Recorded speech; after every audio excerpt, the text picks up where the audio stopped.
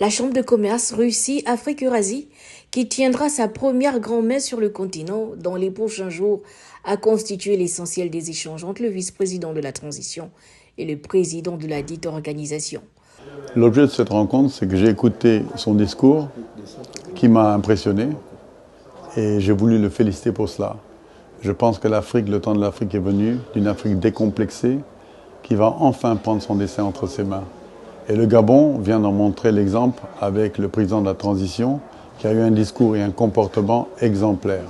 Et tous les Africains aujourd'hui observent ce pays qui bientôt va rentrer dans son processus électoral et nous voulons un leader totalement décomplexé qui puisse aider ce pays à se développer avec ses ressources mais surtout avec l'éducation de ses populations. Il faudrait que nous cherchions avant tout, pas nos richesses minérales, mais qu'on en chasse. D'abord, utiliser nos compétences.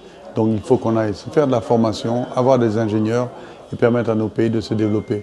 C'est un cadre propice au dialogue, au transfert d'expérience et à la coopération dans les secteurs de l'économie, du commerce, de la sécurité, de l'agriculture, de l'énergie, de l'industrie et du transport. En tant que président de la Chambre de commerce Afrique, Russie, Eurasie, j'ai décidé d'aider ce pays.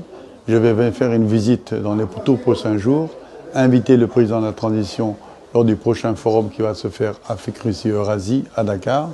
Et je souhaite maintenant que tous les pays d'Afrique s'unissent dans une Afrique que nous souhaitons, que nous avons toujours voulu.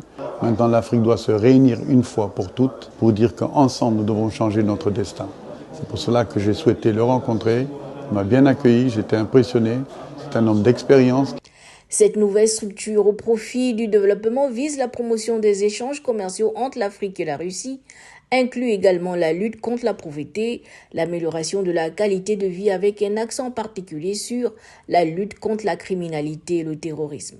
Le président de cette institution compte sur la participation du Gabon à ce rendez-vous économique qui se tiendra en avril au Sénégal.